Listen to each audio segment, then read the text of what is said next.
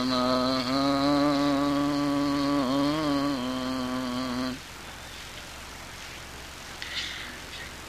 तत्रास्ते भगवान् देवो हरश्चन्द्रकलाधर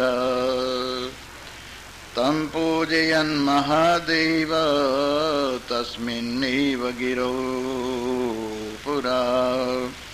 कदाचिदवसं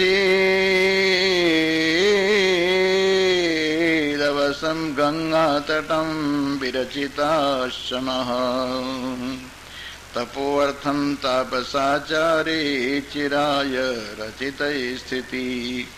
सिद्धसंगात बलितः कृतशास्त्रार्थ संग्रह पुरुषार्थं सूतपुटिकः पुस्तकः व्यूह संग्रही।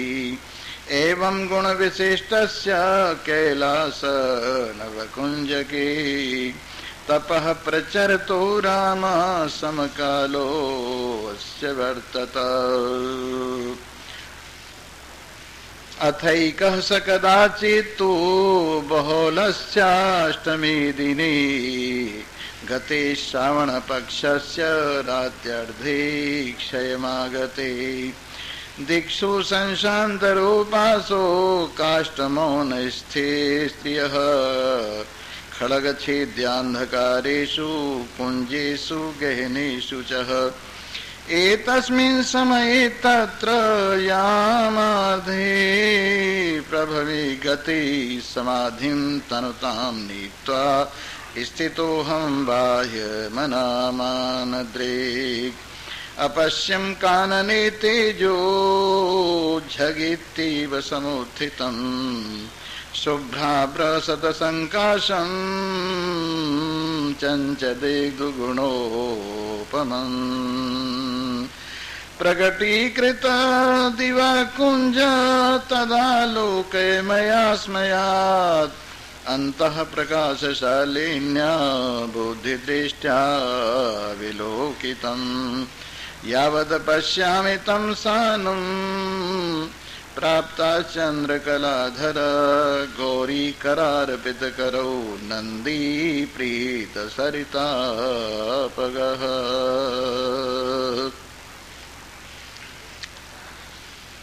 उपस्थित भाग्यवान श्रोतावृंद,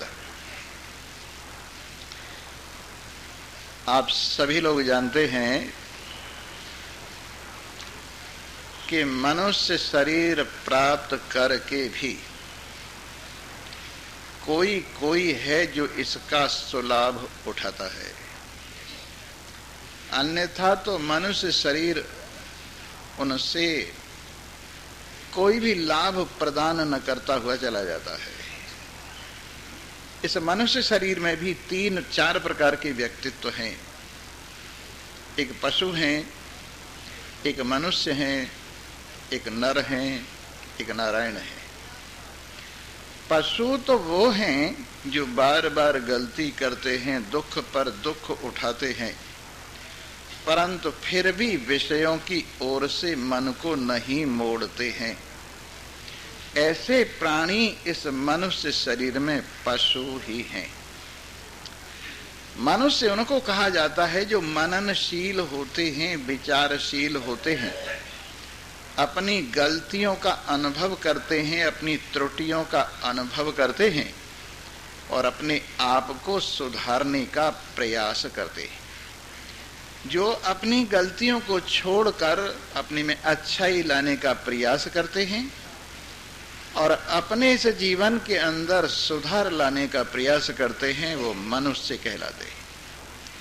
तीसरे नंबर के प्राणी इनमें है नर, जो इन विषयों की असत्यता को, मिथ्यात्व को देखकर, दुख रूपता को देखकर, बंधन रूपता को देखकर, कुगति प्रधानता को देखकर इन विषयों में रमण नहीं करते हैं और विषयों से ऊपर उठ गए हैं, वो लोग नर कहलाते हैं। और जिनकी दृष्टि में एक ही परमात्मा के अतिरिक्त न कहीं भोक्ता है न कहीं भोग्य है, और जो पाप पुण्य से ऊपर उठ गए हैं, ऐसे लोग नारायण कहलाते हैं। भगवान श्री हरि गीता में कहते हैं, चराचर जगत को वासुदेव रूप से अनुभव करने वाला, भोक्ता भोग्य भोग में जो एकता देखने वाला है, दृष्टा दर्शन और दृश्य में एकता देखने वाला है, उपासक उपासना उपास्य में एकता देखने वाला है, ऐसा कोई महान पुरुष दीपक लेकर ढूंढने से मिलता है। अन्यथा तो इस द्वैत प्रपंच में अपने आप में द्वैत की कल्पना को लेकर ये सारा संसार आ रहा है, जा रहा है, आ रहा है, जा रहा है, ऐसी उनकी स्थिति है। इसलिए हमें चाहिए कि हम नारायणता तक, एकता तक, अपने स्वरूप तक पहुंचने का प्रयास करें। और ध्यान रखें, जैसे नदियां हैं, जब तक समुद्र को प्राप्त नहीं हो जाएंगी तब तक चलती चलती चलती ही रहेंगी, वैसे ही प्राणी वर्ग जब तक परमात्मा को प्राप्त नहीं हो जाएगा तब तक चलता चलता चलता ही रहेगा, जन्म मरण के चक्र को भुगतता ही रहेगा। जिस प्रकार से समुद्र में नदी अस्त हो जाती हैं, नाम रूप से छुटकारा पा जाती हैं और उनका अस्तित्व विशालता को प्राप्त होकर ऐसा लगता है कि जैसे नदी समुद्र में चली गई तो खत्म हो गई, पर वो खत्म नहीं हुई, निबटी नहीं, बल्कि उसके अंदर महानता आ गई और उसको समुद्र की महानता प्राप्त हो गई। वो भी समुद्र की तरह से असीम हो गई, वो भी समुद्र की तरह से अपने आप से खेलने वाली हो गई, वो भी समुद्र की तरह से आजाद हो गई, वो भी समुद्र की तरह से असीम हो गई। इसलिए ऐसी स्थिति जो इस जीव की परमात्मा के साथ एकता वाली स्थिति है, वो भाग्यवानों को मिलती है और उनका अस्तित्व निवृत्त नहीं होता, महान अस्तित्व प्राप्त उनको हो जाता है। और सर्वव्यापकता वो अनुभव करते हुए, सर्वाधारता अनुभव करते हुए, परमानंद अपने आप में अनुभव करते हुए वो मस्त विराजमान होते। एक कथा आती है उपनिषद में, एक राजा जानश्रुति हुए। वो जानश्रुति नाम के राजा बहुत दान पुण्य करने वाले थे। और हाँ, एक बात और मैं बताता चलूं, दान पुण्य की भावना ये भगवान की असीम कृपा से उन्हीं लोगों में जगती है जिनके अंदर आगे कल्याण की फसल होने वाली होती। कल्याण की फसल जिनमें होनी होती है, पहले उनमें त्याग की भावना आती है, छोड़ने की भावना आती। जिस प्रकार से सूर्य निकलने से पहले उजाला हो जाता है और जब सूर्य निकलता है तो उजाले को पहले भेज देता है, वैसे ही ज्ञान होने से पहले व्यक्ति में सद्भावनाएं आ जाती, व्यक्ति के अंदर धर्म आ जाता है, व्यक्ति के अंदर दया आ जाती है, व्यक्ति के अंदर अहिंसा आ जाती है, व्यक्ति के अंदर दूसरों की सहायता करने की बात आ जाती है, व्यक्ति के अंदर परोपकार की भावना आ जाती है। ऐसे व्यक्ति समझो आगे चलकर अपने में ज्ञान की फसल जरूर पैदा करेंगे, उनमें ज्ञान जरूर पैदा होगा। लेकिन जो बेचारे केवल लेना लेना लेना ही जानते और देना देना देने की प्रवृत्ति जिनके अंदर नहीं है, ऐसे लोग, उनमें ज्ञान की संभावना नहीं है। चाहे वो सुने भी, सुनकर भी उनको कोई लाभ विशेष होने वाला नहीं है, क्योंकि जब खाली जगह ही नहीं होगी तो रखेंगे कहाँ। इसलिए सबसे पहली बात यह है कि ये भावना होना परम आवश्यक है। तो जानश्रुति के अंदर दान की भावना ऐसी जगी, वो सोचता था सब लोग मेरा ही भोजन करें, वो सोचता था सब लोग मेरा ही जल पिएं, वो सोचता था सब लोग मेरे बनाए आवासों में, धर्मशालाओं में टिकें। इसलिए उसने इतना इंतजाम भोजन का किया हुआ था, क्षेत्र इतने लगाए हुए थे कि हर प्राणी को, हर रास्तागीर को, हर पथिक को भोजन की कोई समस्या नहीं थी। उसने जल के इतने स्थान पीने के लिए बनाए हुए थे कि हर किसी को जल पान की सुविधा हर जगह प्राप्त हो जाती थी। और उसने धर्मशालाएं इतनी बनाई हुई थी कि रास्ते में किसी को कोई कष्ट नहीं होता था। तो इस प्रकार से कल से ध्यान रखना, इस तरह से नहीं आया करते। जब कथा हो रही हो पीछे बैठ जाना चाहिए। बोलो सच्चिदानंद। तो इस प्रकार से राजा जानश्रुति बड़ा दान पुण्य करता था लेकिन एक बात थी, उस दान के बदले में ये चाहता था कि सारा सुख मेरा हो जाए, सारा आनंद मेरा हो जाए, प्राणियों के पास जो कुछ तप है, जप है, सब कुछ मुझे प्राप्त हो जाए। इस प्रकार करते करते उसके कल्याण का अवसर आया, उसकी दान की फसल पकने को आई और दो महान पुरुष उसके यहाँ पधारे। हंस के यानी दोनों महान पुरुष जो आए महात्मा के रूप में, परमहंस के रूप में, तो उन्होंने उनका बड़ा स्वागत सत्कार किया, अपनी अतिथिशाला में ठहराया और खूब सेवा शुश्रूषा करने के बाद, उनको प्रसन्न करने के बाद जाकर आराम से अपने कक्ष में शयन कर गए। जब वो सोने को हुए, सोने लगे, सोने समझिए बिल्कुल प्रारंभ कर दिया, तो उन्हें स्वप्न दिखाई दिया जैसे वो दोनों महात्मा ही हंस का रूप धारण करके आकाश में विचरण कर रहे हैं, आकाश में उड़ रहे। एक उनमें से बहुत ऊपर जब जाने लगा, बहुत ऊपर चला गया, तो नीचे वाला कहने लगा, भल्लाक्ष बहुत ऊपर मत जाओ, बहुत ऊपर तुम्हें ये जो जानश्रुति का तेज है वो जलाकर भस्म कर देगा, तुम नीचे गिर जाओगे। तो उस हंस ने कहा, यह मूर्ख जानश्रुति का तेज नहीं है जो किसी को जलाता है, किसी को कष्ट पहुंचाता है, किसी को नीचे लाता है।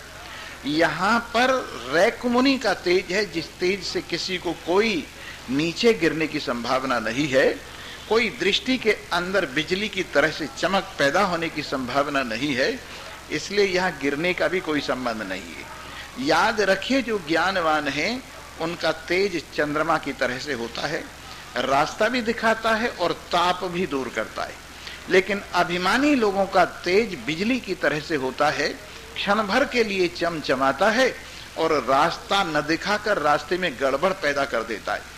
वैसे ही अभिमानी लोग, जिनको कर्तृत्व अभिमान है, करने का अभिमान है, दान का अभिमान है, दान तो करना चाहिए लेकिन दान का अभिमान नहीं करना चाहिए।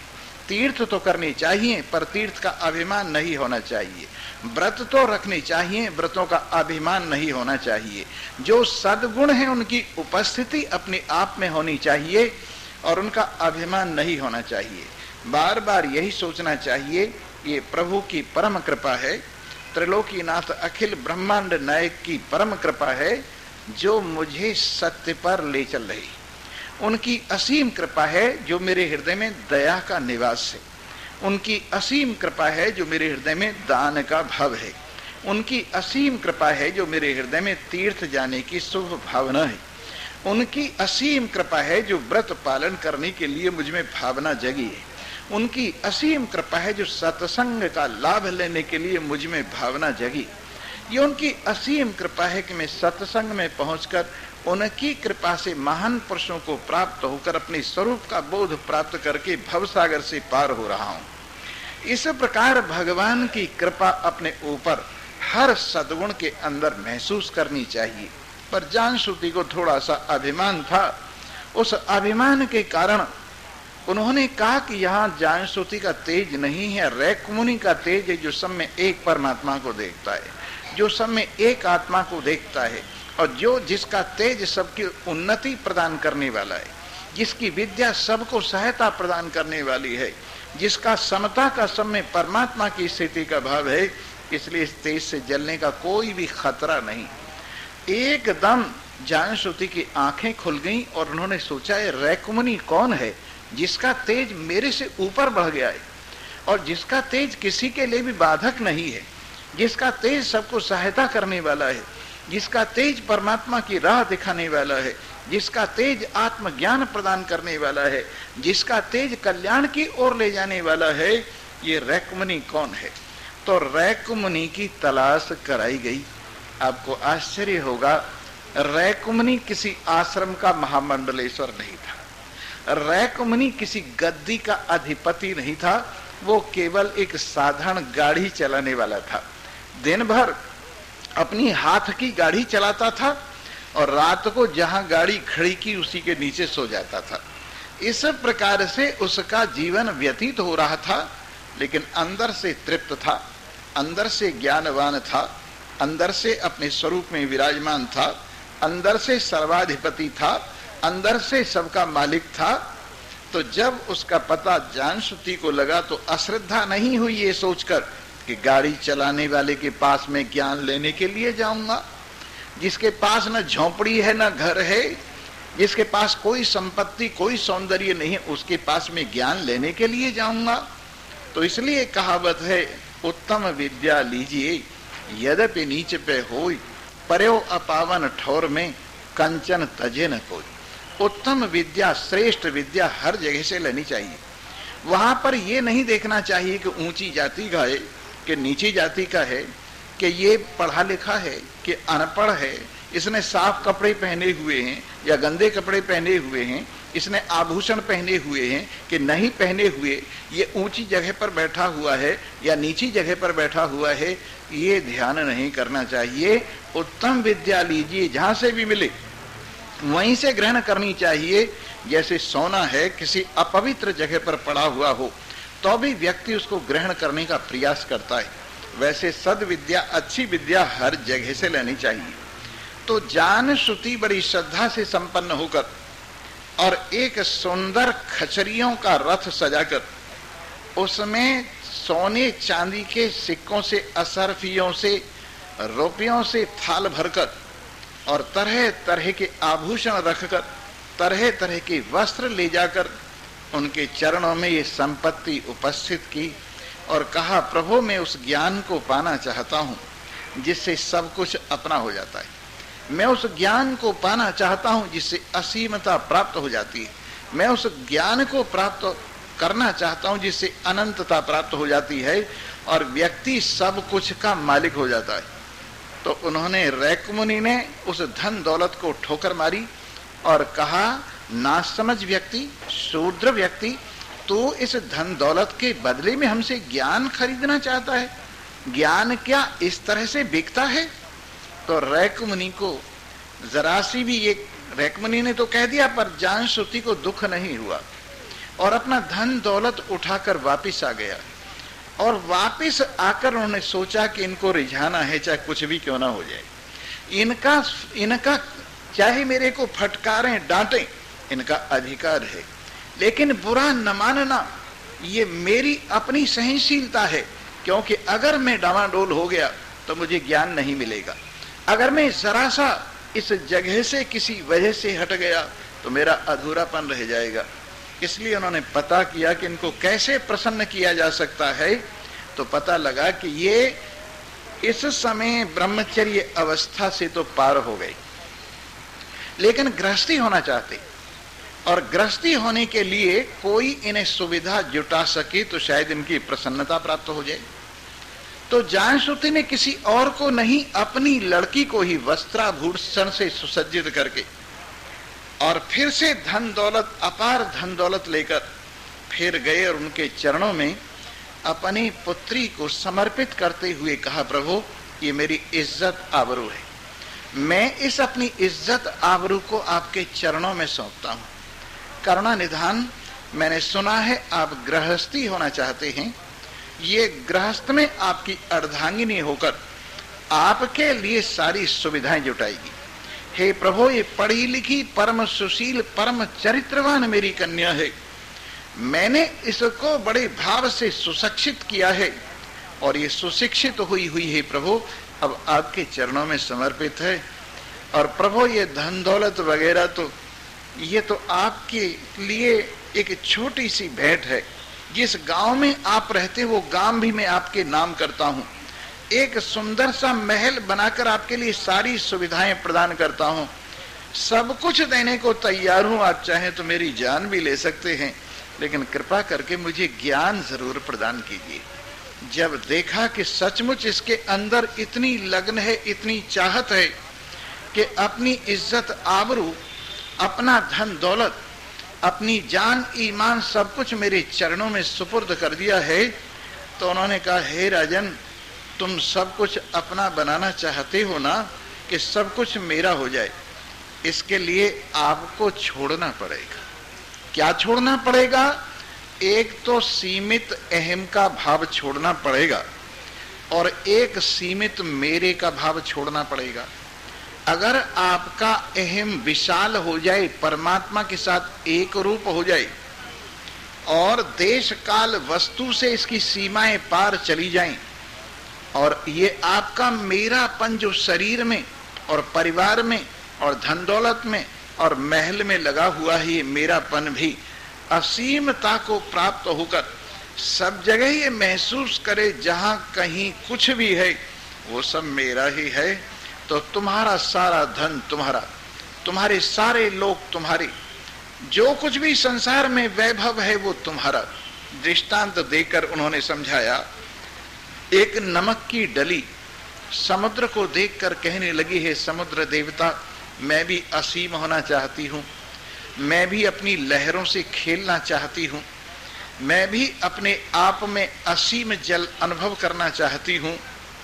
तो समुद्र ने कहा, फिर क्या देख रही हो, छलांग लगाओ और मेरे साथ एक रूप हो जाओ, अपने इस डलीपने को छोड़ दो, अपने इस तुच्छ भाव का परित्याग कर दो। तुम मेरे से ही तो निकली हो और मेरे द्वारा ही जीवित हो। अगर तुम मेरे में आ जाओगी तो तुम्हें हानि नहीं होगी, अगर तुम मेरे प्रति सुपुर्द सब कुछ कर दोगी तो तुम्हें असीमता की प्राप्ति हो जाएगी। जैसे नमक की डली अगर समुद्र में छलांग लगा गई तो समुद्र के रूप को प्राप्त होकर असीमता और अनंतता और अविनाशता को प्राप्त हो जाती है, और अगर उसे अपनी डलीपने का मोह बना रहा तो वो मृत्यु के हवाले हो जाती है। उसी प्रकार से जब तक व्यक्ति अपनी मैं को परमात्मा से अलग बनाए रखता है, जब तक व्यक्ति अपनी मैं को अन्य प्राणियों से अलग बनाए रखता है, जब तक उसकी मैं इस शरीर मात्र में लिमिटेड सीमित होती है, तब तक वो बार बार जन्मता है, बार बार मरता है।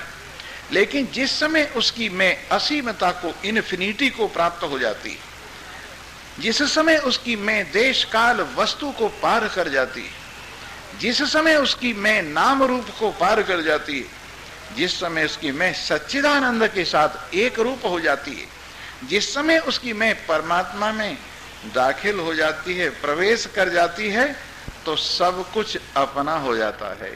और कल जो हम बता रहे थे एक शेर, उसे याद कीजिए, अपने लिए जो छोड़े दुनिया के रंग बाजे। हालांकि दूसरी शेर थी, वो भी मैं आपको सुनाऊंगा कल की। अपने लिए जो छोड़े दुनिया के रंग बाजे, सारे जहां के बाजे मेरे ही बन गए अब। जब से मैंने अपने इस तुच्छ मैं के लिए रंग बाजों का परित्याग कर दिया, महफिलों के आनंद लेने का परित्याग कर दिया। कथा मैंने आपको इसलिए सुनाई है कि प्रातः काल में एक चर्चा ऐसी ही चली जिसका तात्पर्य ये था कि जब नदी समुद्र में चली जाती है तो निबट जाती है, खत्म हो जाती है। तो मालूम होना चाहिए समुद्र में जाकर नदी खत्म नहीं होती है, असीम हो जाती है। समुद्र में जाकर नदी सीमित नहीं रहती है, असीम हो जाती है, मृत्यु से पार निकल जाती है, अजर अमर अविनाशी हो जाती है, परम शुद्ध सच्चिदानंदता को प्राप्त हो जाती है। वैसे आप भी इस वास्तविकता में विराजमान होकर, परमात्मा में विराजमान होकर, अपने स्वरूप में विराजमान होकर, अपने आनंद में विराजमान होकर असीमता का अनुभव कीजिए। एक और शरीर से सीमाओं में खेलने की लीला करते रहिए। कुछ लोगों को मैं देखता हूं आना जाना आना जाना आना जाना लगाए रखते। उनको ध्यान रखना चाहिए, ये चीज अगर उनके पल्ले नहीं पड़ रही है, नहीं समझ में आ रही है, तो कोई जरूरी नहीं है कि वो यहाँ आए ही और आने जाने का स्वांग करें। भाई ये चीज तो उन लोगों के लिए है जो हिम्मत करके ठहर जाते हैं, टिक जाते हैं। ये वस्तु उन लगन वालों के लिए है जो समय पर आते हैं और पूरी चीज सुनते हैं। ये वस्तु उन लगन वालों के लिए है जो इसमें से एक जरा सी बात भी छोड़ना नहीं चाहते, क्योंकि हमें ये ज्ञान, जो ज्ञान आपको सुनाते हैं, उस पर इतना भरोसा है। जैसे एक ऋषि कहते हैं कि मैंने एक मंत्र तैयार किया है। वो मंत्र क्या है? जिस प्रकार से कई जड़ी बूटियों को मथ कर उनका रस निकाला जाता है, वैसे ही हमने शास्त्रों को मथ कर, करोड़ों शास्त्रों को मथ कर एक रस निकाला है, और वो आध्यात्मिक रस आत्मज्ञान का रस है। इस रस को अगर मुर्दा पेड़ के ऊपर डाल दिया जाए तो उसके अंदर से भी हरे हरे पत्ते निकलने लगते। तो ये मंत्र, इस पर हमें विश्वास है, इस आत्मज्ञान पर हमें विश्वास है। अगर ये आत्मज्ञान मुर्दा जीवन वालों को भी फेंक कर मारा जाए तो उनके अंदर भी जिंदगी आ जाती। हजारों लाखों करोड़ों अरबों खरबों जीव जो मुर्दा जीवन जी रहे थे, जब इस अमृत का पान किया, आध्यात्मिक रस का पान किया, तो उनके जीवन के अंदर से जड़ता निकल गई, उनके जीवन के अंदर से अंधेरा निकल गया, उनके जीवन के अंदर से सीमाएं निकल गईं, उनके जीवन के अंदर से असीमता का, आनंद का, परमानंद का भाव प्रकट होने लगा। अगर सचमुच आप ये चाहते हैं कि मैं मृत्यु से परे हो जाऊं, सचमुच अगर आप ये चाहते हैं कि मैं भय से परे हो जाऊं, सचमुच आप ये चाहते हैं कि मैं बंधन से परे हो जाऊं, यदि सचमुच आप चाहते हैं कि जन्म मरण के चक्र से मैं परे हो जाऊं, तो ये आध्यात्मिक ज्ञान, वेदांत ज्ञान, क्योंकि वेदांत का तात्पर्य है वेदानाम अंतः, वेदानाम शिरः, वेदानाम शिरोभागः, वेदानाम सारः इति वेदांतः। जो वेदों का सार है, जो वेदों का शीर्ष स्थल है, जो वेदों का हृदय है, और जो वेदों का एक प्रकार से अंतिम भाग उपनिषद है, उसको वेदांत कह देते हैं। और वेदांत के लिए कहा है वेदांत विज्ञान सुनिश्चितार्थः। वेदांत के ज्ञान से ही वास्तविकता का पता लगता है, वेदांत के विज्ञान से ही पता लगता है कि न मैं स्त्री हूं, न मैं पुरुष हूं, न नपुंसक हूं। वेदांत के ज्ञान से ही पता लगता है कि मैं नाम रूप से बंधा हुआ नहीं हूं। वेदांत से ही पता लगता है सर्वत्र सब में एक रस शुद्ध सच्चिदानंद एक ही परमात्मा विराजमान है। अगर उसको माया की दृष्टि से देखो तो ये सारा संसार उसका अपना रूप है, ये सारा संसार उसका अपना शरीर है। स्थूल शरीर जो स्थूल जगत है, विराट रूप से स्थूल जगत को धारण किए हुए, सूक्ष्म रूप से हिरण्यगर्भ रूप से सूक्ष्म जगत को धारण किए हुए है, और ईश्वर रूप से कारण जगत को, माया को धारण किए हुए। ये तो रही समष्टि में बात, और व्यष्टि में विश्व नाम से स्थूल शरीर को धारण किए हुए, तेजस नाम से सूक्ष्म शरीर को धारण किए हुए, प्राज्ञ नाम से कारण शरीर को धारण किए हुए है। ऐसे तीनों शरीर और तीनों जगत जिस एक परमात्मा ने, एक आत्मा ने धारण किए हुए हैं, वो सदा एक है, सदा पूर्ण है। उसके अंदर जो कुछ भास रहा है वो सब उसकी माया मात्र है। जो कुछ उसके अंदर दिख रहा है केवल स्वप्न की तरह से है। इस यथार्थता के ज्ञान पर व्यक्ति का शोक दूर हो जाता है, व्यक्ति मृत्यु का भोजन कर जाता है और अनुभव करता है, बड़े आश्चर्य से कहता है हाउ हाउ हाउ। अंग्रेजी में भी हाउ शब्द आश्चर्य का द्योतक है, कैसे कैसे कैसे हो गया। वैसे संस्कृत में भी ये शब्द उपनिषदों में प्रयोग किया है, हाउ हाउ हाउ। बड़ा आश्चर्य है, मैं ही अन्न हूं, मैं ही अन्न का भोग लगाने वाला हूं। अहम अन्नम अहम अन्नम अहम अन्नम अहम अन्नादो अहम अन्नादः अहम अन्नादः। मैं अन्न, स्वयमेव अन्न हूं और अन्न का भोग लगाने वाला भी। एक और महान पुरुष अपने स्वरूप में विराजमान विद्यमान अनुभव करता है कि नाम रूप जितना कुछ भास रहा है ये सबका सब चावलों की तरह से, और काल मेरी दाल है। काल की दाल नाम रूप के चावलों पर डालकर मैं दोनों का भोग लगा जाने वाला परम भोक्ता हूं। परम भोक्ता, अनुभव कीजिए जरा, परम भोक्ता। क्या खाने वाला हूं? ये नाम रूप जो कुछ प्रतीत हो रहा है, इसके ऊपर काल की दाल डालकर, भूतकाल भविष्य काल वर्तमान काल की दाल डालकर दोनों का भोग लगा जाने वाला महाभोक्ता हूं। भला बताइए, किसी ने कहा है तुम्हें कि काल का भोग लगा जाता है ज्ञानवान? अरे ज्ञानवान होइए, काल का भोग लगा जाइए। अज्ञानी लोगों का सिर काल के पैरों की ठोकर होता है, लेकिन ज्ञानवान अपने पैरों की ठोकर काल के सिर को बना लेता है, और काल को पता भी नहीं लगता है कि इसको किधर से पकड़ा जाए, क्योंकि इसकी सीमा नहीं है, इसका आकार नहीं है, ये असीम है, अपार है, अनंत है। काल के मुंह में ये आता नहीं, काल इसके मुंह में आ जाता है। काल सीमित है, ये असीम है। वस्तु सीमित है, ये असीम है। ये असीम है और देश सीमित है। इन सब का भोग लगा जाने वाला ये सच्चिदानंद ब्रह्म अपनी महिमा को जब अपने में जान लेता है तो ये समस्त दुखों से छुट्टी पाकर असीमता में विराजमान हो जाता है। जी हाँ, तो इस प्रकार से बात चल रही थी। आइए इसी बात को मुनिराज वशिष्ठ भगवान श्री राम को सुना रहे हैं और कह रहे हैं कि हे राम, एक बार हम लोग भगवान शंकर के सानिध्य में, जो अर्धचंद्र धारण करने वाले भगवान शंकर हैं, कैलाश पर्वत के नजदीक तप करने के लिए गए हुए थे। भगवान शंकर ने हमें जो उपदेश दिया वो उपदेश हम तुम्हें सुनाएंगे। सबसे बड़ा देवता कौन सा है और उसकी पूजा कैसे की जाती है। ये ऐसे हुआ कि हम लोग जब तप करने के लिए गंगा के किनारे पर कैलाश के बिल्कुल समीप हमने एक आश्रम बनाया, छोटा सा आश्रम। उस आश्रम में हम तप करने के लिए विराजमान हो गए। बहुत दिनों तक हमने उस आश्रम में तप किया, चारों ओर सिद्ध ही सिद्ध। एक बात और सुन लीजिए, आपको बताएं, जो परमार्थ की ओर चलता है उसकी सहायता करने के लिए देवता भी विराजमान रहते हैं। जो परमार्थ की ओर चलता है, सिद्ध भी उसके चारों ओर उसकी उन्नति की कामना करते हुए विराजमान रहते हैं। और यहां तक देखा गया है, जो पिछले जन्मों से इस रास्ते पर चलते आ रहे हैं, उनको बचपन में ही प्रातः काल में आवाजें लगने लगती हैं, उठो। अब वो समय हो गया है जिसमें जागा जाता है।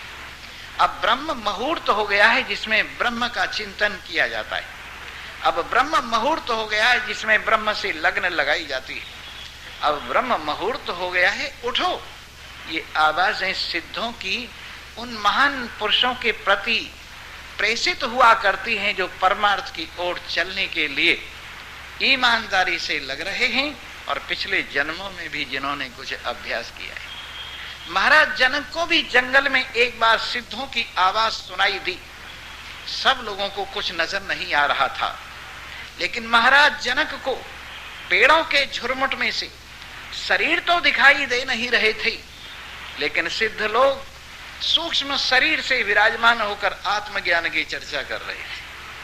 और आत्मज्ञान की चर्चा करते करते ऐसी स्थिति आ रही थी, देखो भाई सिद्धो, आपस में चर्चा हो रही थी, कितना हमारा सौभाग्य है कि हम ब्रह्म चर्चा करते, कितना हमारा सौभाग्य है कि हम आत्म चर्चा करते, कितना हमारा सौभाग्य है कि हम पुरुषार्थ सिद्ध करने के लिए प्रयास कर रहे। अरे इन मनुष्यों को देखो, मनुष्य शरीर पा करके भी ये लोग अपना समय व्यर्थ गंवा रहे। मनुष्य शरीर पा करके भी संसार से वैराग्य इनको नहीं हुआ है। मनुष्य शरीर पा करके भी इनकी आंखें नहीं खुली हैं। इस जलते हुए राजमहल में ये बिस्तरा लगाकर बैठे हुए, जहां की हर चीज जल रही है। समझदारी तो यह है कि जलते हुए महल से जल्दी से बाहर निकलना चाहिए, लेकिन ये जलते हुए महल में भोगों की आशा से कि भोग मुझे प्राप्त होंगे, जलते हुए भोग, इसमें किस तरह से पड़े हुए हैं आलसी होकर के। इस प्रकार से महाराज जनक को जंगल में ये आवाजें सुनाई दी। तो मुनिराज वशिष्ठ भी कह रहे हैं कि हमने जहां पर आश्रम बनाया, वो चारों ओर सिद्धों के डेरे लगे हुए थे।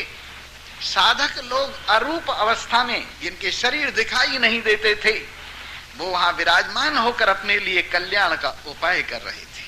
और हमने भी अपने जीवन को सफल करने के लिए, पुरुषार्थ सिद्धि के लिए, हमने भी थोड़ा पूजा का सामान अपने साथ लिया हुआ था। साथ साथ सुंदर सुंदर पुस्तकें जो परमार्थ की ओर ले चलने वाली है। मेरे मित्रों, मैं आपको एक बहुत अच्छी बात बताऊंगा, सोने वाले जागने वाले सभी सुन लो, बोलो सच्चिदानंद।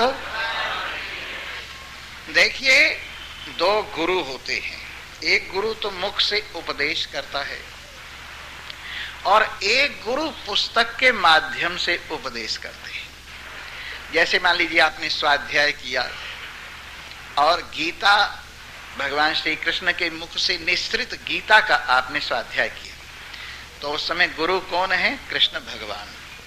और उपदेश लेने वाले कौन हैं? आप। कैसे उपदेश कर रहे हैं? गीता के माध्यम से। और वो उपदेश आप दोहरा रहे हैं और अपने कान से सुन रहे हैं। इसी प्रकार आपने योग वशिष्ठ का पाठ किया, तो कौन उपदेश दे रहे हैं? मुनिराज वशिष्ठ उपदेश दे रहे हैं। और ये सुनने वाले कौन है? राम जी तो है ही, लेकिन यहां आप सुनने वाले हैं। ऐसे जब आप स्वाध्याय करते हैं और बड़े बड़े महान पुरुषों के ग्रंथों का स्वाध्याय करते हैं, तो आपको ऐसे गुरु प्राप्त होते हैं जो बिना डंडे के, बिना डांट फटकार के पढ़ाते हैं, और 10 बार पूछो, 20 बार पूछो, तब भी गुस्सा नहीं करते। आप भूल जाओ फिर पुस्तक उठा के देख लो, आप भूल जाओ फिर पुस्तक उठा के देख लो। तो ऐसे प्रकार से ये गुरु जो स्वाध्याय में, अच्छे ग्रंथों के अध्ययन में जो ज्ञान देते हैं वो भी गुरु हैं, और जनाब जो वैसे उपदेश देते हैं वो भी गुरु हैं। तो मुनिराज वशिष्ठ कहते हैं कि हमने सुंदर सुंदर पुस्तक स्वाध्याय के लिए अपने साथ ली हुई हैं। पुस्तक व्यूह संग्रही, पुस्तकों का बहुत अच्छी अच्छी पुस्तकों का समुदाय संग्रह करके हमने अपने हाथ में लिया हुआ है। हम अपने आश्रम में विराजमान हैं। एवं गुण विशिष्टस्य कैलाश कुंज के, कैलाश के पास एक छोटा सा जंगल है। ऐसे गुणों से संपन्न होकर ये गुण हैं, तप करने वाले के लिए ये गुण है। वो क्या करे?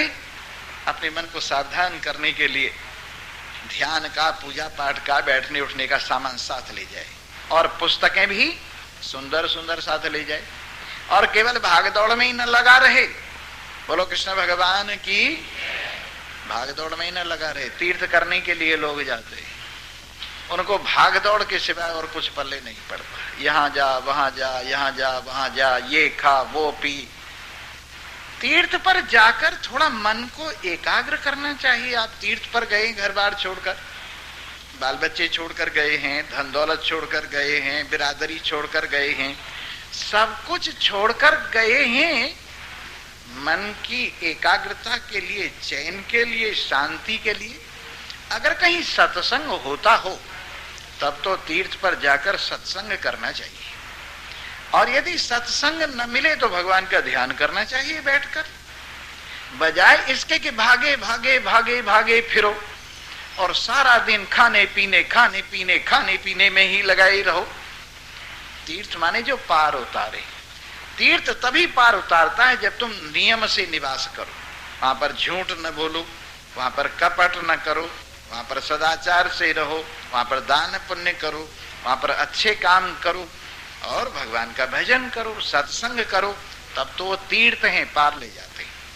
अगर वहां जाकर के भी आपका मन केवल मात्र पिकनिक मनाने के चक्कर में है कि कहीं से अच्छा खाना मिल जाए, अच्छा पीना मिल जाए, 2 बाल्टी आम ला करके गंगा जी में टिका दिए जाएं और धीरे धीरे खाते जाएं, गप्पे मारते जाएं, झूठे छिलके गंगा जी में डालते जाएं, और भी तरह तरह की बातें लोग तीर्थ के नाम से करते, तो फिर तीर्थ बेचारा क्या करे, कैसे पार उतारेंगे। इसलिए कहीं जाओ, कल्याण की भावना से जाओ, परमार्थ की भावना से जाओ, भवसागर से पार होने की इच्छा से जाओ, और ये सोचो कि हमने अपने समय को जो घर गृहस्थ में से निकाला है हम सदुपयोग करेंगे, बेकार नहीं जाने देंगे। इस प्रकार वशिष्ठ जी कहते हैं कि हम भी वहां पर इन गुणों से संपन्न होकर कैलाश की वीथी में तप करने में लग गए, और निरंतर धीरे धीरे हमारा मन एकाग्र होता गया।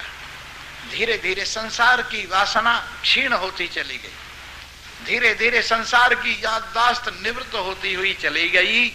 अथैकः स कजातित्तु बहुलस्याष्टमे दिवे। इस प्रकार से हम लोग लगे रहे 8वें दिन, और श्रावण महीने की जो शुक्ल पक्ष की या कृष्ण पक्ष की रात्रि है, वो जब निवृत्त हो गई, आधी रात्रि निवृत्त हुई। आधी रात्रि निवृत्त होने पर अब आप ये कहेंगे कि वो आधी रात्रि अगर शुक्ल पक्ष की निवृत्त होगी तो क्या होगा? उजाला होगा क्या अंधेरा होगा? अष्टमी के दिन शुक्ल पक्ष की अगर आधी रात्रि समाप्त होगी तो क्या होगा? अरे अंधेरा होगा।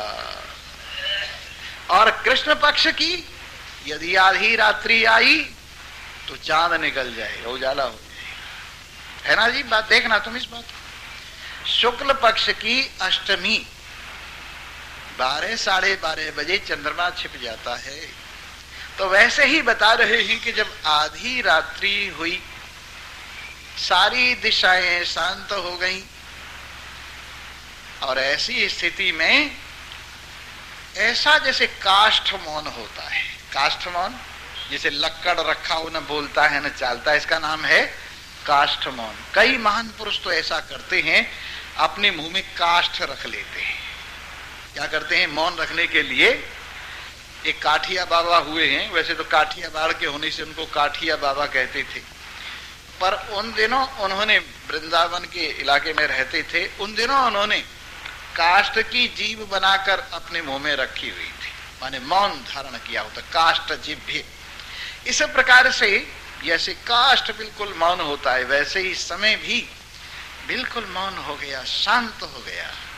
कहीं किसी प्रकार का शोर लेश मात्र नहीं रहा, और अंधेरा ऐसा छा गया जैसे कि तलवार से भी काटा न जाए। यही तलवार काटेगी तो अंधेरा इधर उधर थोड़ा ही होगा। इस प्रकार से ऐसा अंधेरा छा गया। कुंजों में जो गहरे गहरे जंगल थे, उनमें घनघोर अंधेरा छा गया। आधी रात्रि व्यतीत हो रही है, प्रातः काल धीरे धीरे समीप आ रहा है। तो उस समय जब आधी रात्रि समाप्त हुई और प्रथम पहर आया, तो हमारी समाधि, हमारा मन ऐसा लगा हुआ था परमात्मा में कि सारे संसार को हम भूले हुए थे। केवल परमात्मा के साथ एकता विराजमान थी। बाहर का सारा संबंध हमारे मन से अलग हुआ था। केवल अपनी आप में मन की शांति, मन की विराजमानता थी। तो हमने ध्यान में ही देखा कि जंगल के अंदर एक तेज जागृत हो गया है। उस समाधि में ही देखिए, कभी कभी ऐसा होता है, जब आपका मन बिल्कुल शांत हो तो दिव्य दिव्य वस्तुएं उस मन से ग्रहण होनी शुरू हो जाती है। यानी मन की शांति में एक स्थिति ऐसी आती है कि आपके अंदर दिव्य दिव्य वस्तु मन के अंदर जागृत होने लगती है। जैसे दिव्य गंध आपको अनुभव होने लगेगी, दिव्य शब्द आपको अनुभव होने लगेगा, दिव्य रूप रस स्पर्श आपको अनुभव होने लगेंगे। और उससे भी अच्छी बात, दिव्य महान पुरुषों के दर्शन होने का सुयोग भी हो सकता है। मन की शुद्धि में भजन करते करते बिल्कुल मन के शांत होने पर सतोगुण की विशेषता में ये सब कुछ हुआ करता है। तो मुनिराज वशिष्ठ कहते हैं, ऐसे ही हमने देखा कि जंगल के अंदर एक तेज फैल गया है, और वो तेज बढ़ता ही बढ़ता ही बढ़ता चला आ रहा है। और जिस प्रकार से दोपहर का आकाश बिल्कुल श्वेत होता है, उस प्रकार वो तेज अत्यंत बहुत ही तीव्र होता जा रहा है। और जैसे कि चंद्रमा की किरणें, चंद्रमा की यानी शुक्ल पक्ष की कलाएं बढ़ती हैं, वैसे बढ़ रहा है। तो हमने और देखा, प्रकटीकृत दिक्कुंज तदा लोक्यमया स्मयात् अंतः प्रकाशशालिन्या बुद्धि दृष्टया विलोकितम। सारे आंखें बंद हुए हुए हृदय के अंदर ऐसी रोशनी जागृत हो गई कि चारों ओर का वातावरण अपने आप ही दीप्यमान हो गया। बंद आंखों से ये देख रहा है। हृदय के अंदर एक विशेष प्रसन्नता, चेहरे के ऊपर एक मुस्कुराहट। जब इस प्रकार हमारी बुद्धि हृदय में विराजमान होकर दैदीप्यमान हुई, तो हमने आंखें खोली, और आंखें खोली तो क्या देखा कि सामने ही भगवान शंकर आते हुए नजर आ रहे हैं। ऐसा रामायण में भी आता है। सुतीक्षण एक मुनि हुए हैं, भगवान श्री राम को बहुत मानते थे। सुतीक्षण जी ने भगवान श्री राम का ध्यान किया, और भगवान श्री राम को ध्यान करते करते करते करते उन्होंने, उनके गुरु ने कहा था सुतीक्षण जी तुम्हें भगवान के दर्शन होंगे। तो सुतीक्षण जी तभी से भगवान श्री राम उनके इष्ट देव थे, भगवान श्री राम का, जानकी जी का ध्यान कर रहे थे। ध्यान करते करते उतनी एकाग्रता हुई कि राम सामने आके खड़े हो गए और उनकी एकाग्रता भंग नहीं हुई। तो राम जी ने सोचा कि ये तो मेरा अंदर दर्शन कर रही है, अब मैं इनको बाहर कैसे लाऊं। तो उन्होंने उनके हृदय में एक जादू कर दिया कि वहां राम के बजाय विष्णु भगवान खड़े हो गए। जब हृदय के अंदर ये परिवर्तन हुआ कि राम की जगह विष्णु भगवान खड़े हो गए हैं, तो एकदम आंखें खुल गई, मेरे इष्ट देव कहां गए, विष्णु है तो भले हो लेकिन राम तो नहीं है। जब आंखें खोली तो राम सामने खड़े हुए। कहने लगे वाह प्रभु, करुणा निधान नहीं, तुम्हें आंखें बंद कर करके ही दर्शन करके तृप्त हुआ रहता अगर आपने ध्यान न बदला होता। तो इसी प्रकार से भगवान शंकर का प्रकाश अंदर दिख रहा है, चारों दिशाओं में दैदीप्यमान हो रहा है, उस प्रकाश में हर चीज दैदीप्यमान हो रही है। इतने में थोड़ा सा भाव सा जागृत हुआ, हमने आंखें खोली तो देखा भगवान शंकर उत्तर दिशा से आ रहे हैं और पार्वती जी भी उनके साथ हैं, नंदी पर सवार हुए हैं और उनके सब गण आ रहे हैं। तो आज आने दीजिए, कल को स्वागत करेंगे और फिर इसके बाद जो वार्तालाप होंगी भगवान शंकर और वशिष्ठ जी के मध्य में, वो बड़ी दिव्य होंगी, वो आपको कल सुनाएंगे। एक भजन सुनाते हैं और उसके बाद आप लोग अपनी अपने लोग पधारेंगे इन्हीं शब्दों के साथ। अभी जयराम जी की बात में करूंगा।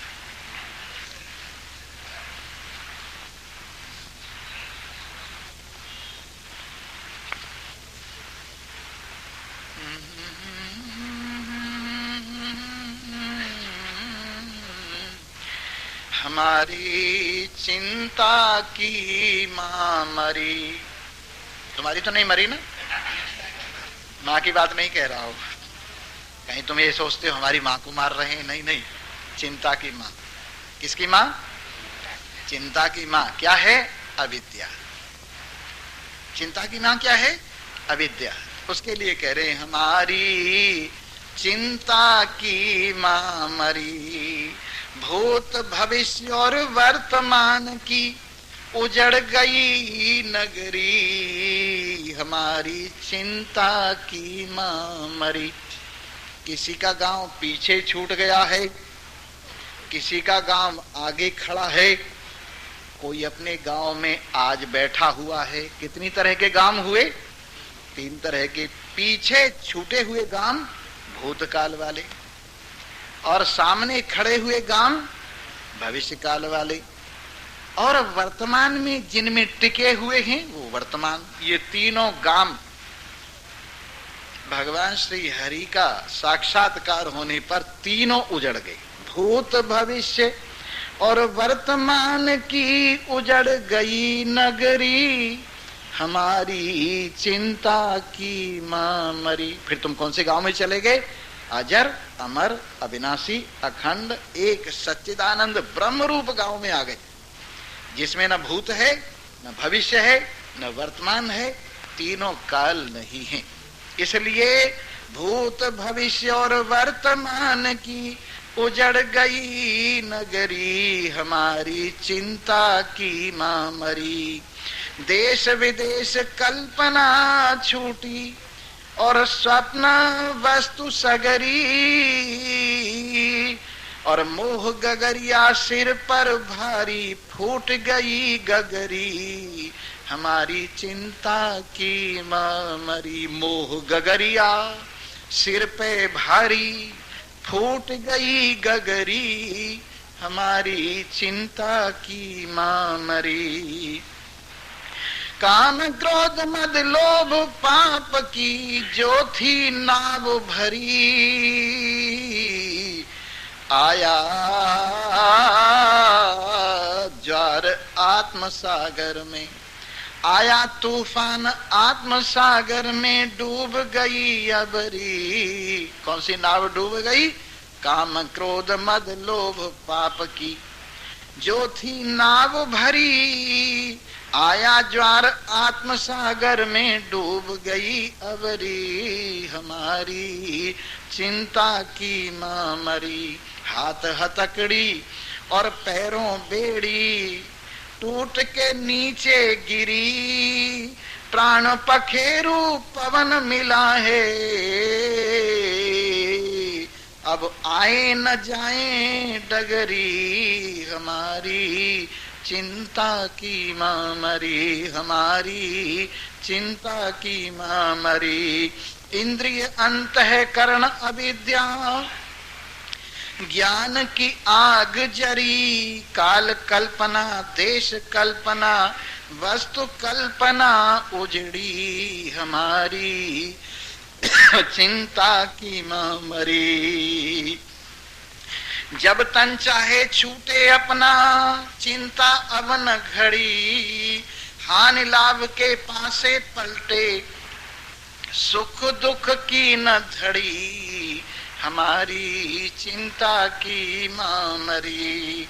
यह कहानी नहीं कल्पना, अब नहीं बुद्धि डरी, जो आएगा देखा जाए, निश्चय नीम पड़ी हमारी, चिंता की मां मरी। सर्वे भवन्तु सुखिनः, सर्वे सन्तु निरामया, सर्वे भद्राणि पश्यन्तु, मा कश्चित् दुःखभाग् भवेत्। ओम शांति शांति शांति।